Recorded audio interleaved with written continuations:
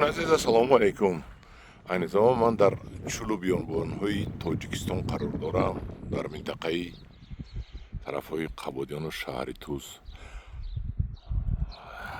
یک نواری علمی نه درسی. آدم‌ها بسیارش نمی‌دانند، کدام می‌داند گوید همین درخت بوته‌ها چی بوته هستند؟ بوته گاز هستند، گاز. نامش گاز میگویند و در جای بی آب می شود. اگر این رو در دشت ها بسیار کنند، در پوستینی ها، قمزار ها، فکر میکنم که دیگر شمال ها و ما چنگ و غبار نمی آید. یعنی گوید همین چی است و چی فایده دارد. به غرض از اون که طبیعت رو زیبا میکند، نفس تازه میتید، چنگ و غبار رو نیست میکند. باز چی فایده دارد من این درخت گاز؟